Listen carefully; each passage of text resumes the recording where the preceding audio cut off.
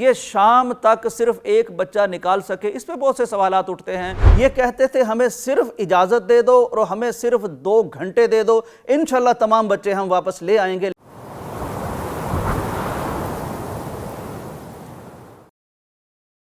السلام علیکم ناظرین اکرام، اس سے پہلے کہ میں کل پیش آمدہ چیئر لفٹ کے واقعات کے اصل حقائق آپ کے سامنے پیش کروں اور ان تمام سوالات کے جوابات حقائق کی روشنی میں دینے کی کوشش کروں، سوشل میڈیا پر جو زیر بحث ہیں، زیر گردش ہیں اور جن کے بارے میں قوم تقسیم ہے، اس سے پہلے میں اس اللہ کا شکر ادا کرنا چاہتا ہوں کہ جس نے ہمیں توفیق عطا کی کہ ہم نے دعائیں کرنا شروع کر دیں، اور خصوصاً پیغام ٹی وی کا میں شکریہ ادا کرنا چاہتا ہوں کہ ایک ایسے موقع پر جب قوم کو شدید دعاؤں کی ضرورت تھی تو اس نے ایسی نبوی دعائیں گرافک کی صورت میں اور ویڈیوز کی صورت میں لوگوں تک پہنچائی، جس کے بعد لوگوں نے وہ مسنون دعائیں کرنی شروع کر دیں، اور یہ دعائیں پھر بیت اللہ الحرام میں بھی ہوئیں اور دنیا بھر میں دعائیں ہوئیں اور پوری قوم نے دعائیں کی، اور ان نبوی دعاؤں کی برکت سے اللہ تبارک و تعالیٰ نے یہ خطرناک ترین جو ایک مشن تھا اس کو آسان بھی کر دیا۔ میں سمجھتا ہوں کہ یہ نبوی دعاؤں کے باعث ہوا۔ ناظرین، آپ آتے ہیں ان سوالات کی طرف کہ کل کے واقعات کس طرح سے پیش آئے۔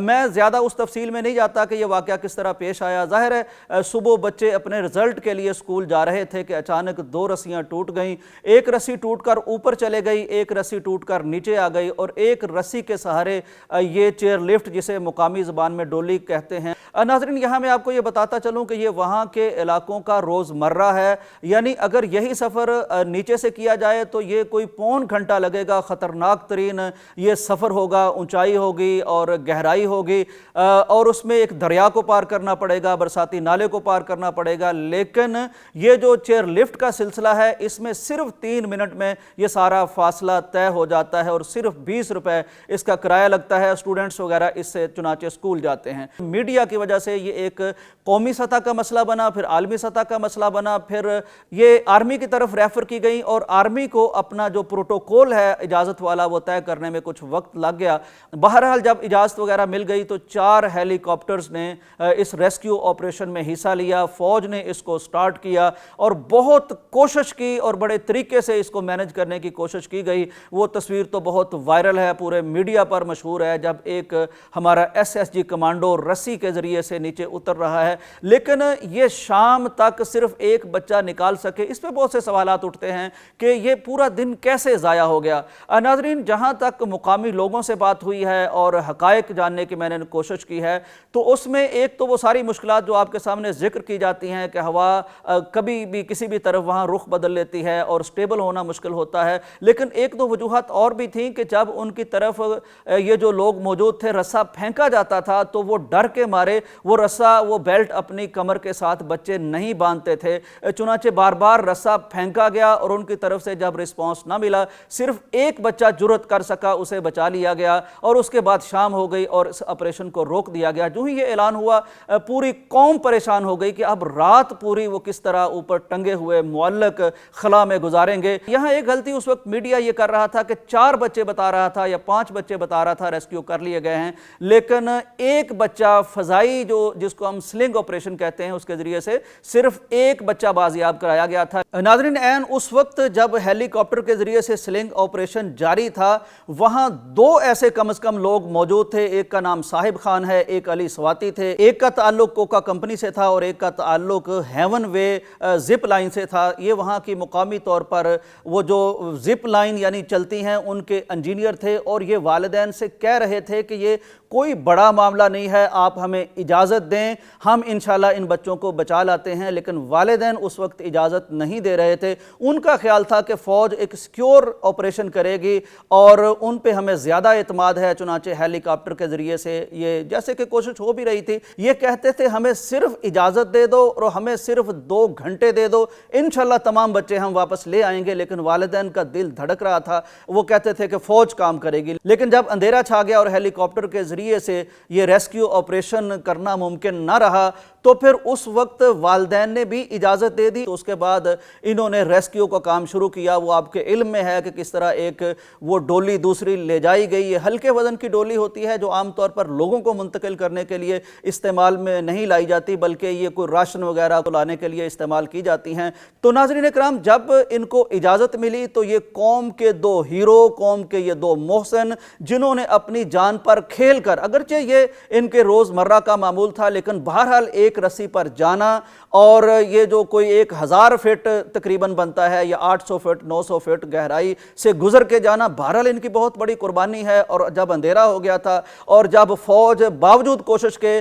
وہ اپنے آپریشن کو جاری نہیں رکھ سکی تھی اور ان کا دل بھی ان بچوں کے ساتھ دھڑک رہا تھا، تڑپ رہا تھا، پوری قوم دعائیں کر رہی تھی اور نبوی دعائیں ان کی برکت چل رہی تھی۔ کچھ خواتین جو مائیں تھیں وہ ان کو اپنے بچے سمجھتے ہوئے صلاۃ الحاجت پڑھ کے دعائیں کر رہی تھیں۔ ناظرین اکرام، دوسرے مرحلے میں جب یہ دوسرا سیشن شروع ہوا تو اس میں ظاہر ہے یہ جو